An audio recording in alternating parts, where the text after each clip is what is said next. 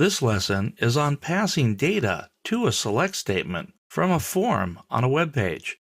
Now the user will type in some data, click on a button, and that data will be used inside of a select statement inside our PHP program to format different results based on what they entered. So let's look at this form that came back first, the grid of data. Now here it says authors who live in all states, so I've got everybody in the authors table. Number of results, 23.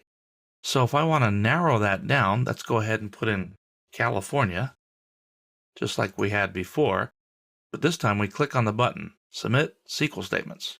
Click it, and now we have authors who live in California, and just those are displaying. Let's put in Utah. UT, Submit. And now I have just the two authors that are in Utah. Everything else is just one author, I think Indiana as well. So we can narrow our results by running a different select statement based on the data that they enter. Let's go take a look at the code.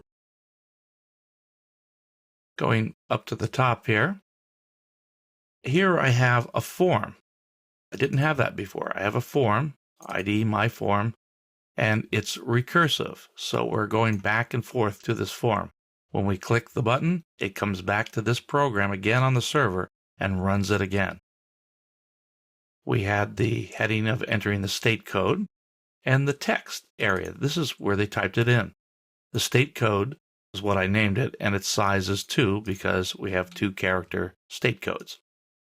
I checked to see if state code is set, and the first time in, it will not be. So by default, I set the state code to all. Now, if the state code is set, which will happen from the second iteration on, I then can get the state code that the user entered. If they didn't enter anything, if it's empty, again, state code will be all. That's my default. This is the connection to the database. It's exactly the same thing as in the previous lesson where I showed you how to do that, connecting to the test database. Now, let's go down. Here's the select statement. Almost the same. I get the last name, first name, state from the author table. So far, so good. But now we have an if statement.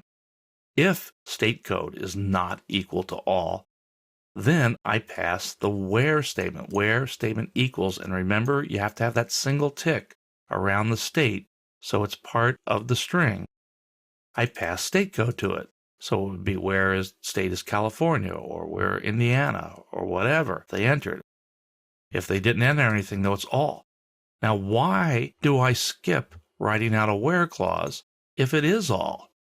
Because with SQL, the less you specify, the more you get. You need to be careful, especially when you're doing deletes and that sort of thing. We'll see that later. So by leaving the where clause off, it assumes I do not want to restrict the rows in any way, and therefore, by default, gives me all the rows. So we leave it off. We don't make that part. We don't concatenate that where clause to the SQL statement that we're building up here. Now I added an order by here, last name and first name, so that things are in order. We had that the last time as well. Run the MySQL query. We check to see if we have an error. If it's not a good result, write out these standard error messages. Now, in the results that come back, once again, I'm going to look at state code. If it's all, the heading says authors who live in all states. But if it's not all, I pass the state code to the heading. So it says authors who live in California or Indiana or Utah. So going down, this is pretty much what we had before. We have the table being formed. We're going through the number of results. We're alternating the row backgrounds. And we're doing the fetch array on the result to get back one row at a time. Last name, first name, state, and forming the output and the end of the table. Pretty much, again, what we had last time. When it's all over, we print the table, and life is good. That ends the lesson on entering data and passing it to a select statement in a PHP program.